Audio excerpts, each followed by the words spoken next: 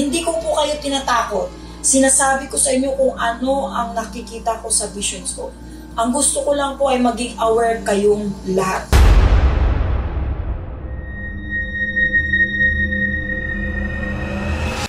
Hello po mga Kapi-TV, sa video na ito ay tatalakayin natin ang 4 na syudad at ang kanilang kakaharaping panganib. Pero kung ikaw ay hindi pa nakasubscribe sa aking channel, baka naman.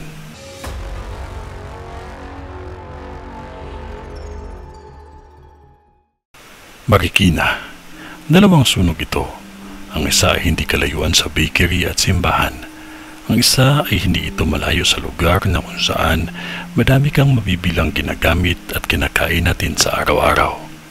Maging maingat din dahil sa darating na mga araw, 5 krimen ang nakikita ko na mangyayari.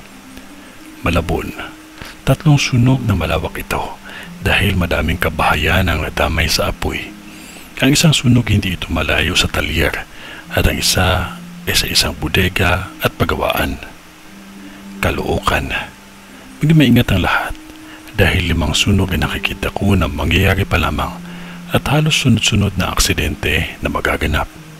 Maging maingat sa pagmamaneho at mag-ingat sa lahat ng bagay na magiging sanhi ng sunog. Ang isang sunog kalapit lang nito ang lugar na kung saan may nagtatattoo. Ang isang sunog halos tapat lang ito ng laundry shop at ang isa ay malapit lamang sa ospital. Ang isa naman hindi ito malayo sa paggawaan ng sasakyan. Monumento, may sunog na mangyayari pa lamang at 2 ito. Ang isa napakalawak ng apoy dahil na din sa mga bagay na nagpapalala dito. Ang isa hindi ito kalayuan sa mga nagbebenta ng mga frame at ang isa ay sa paggawaan.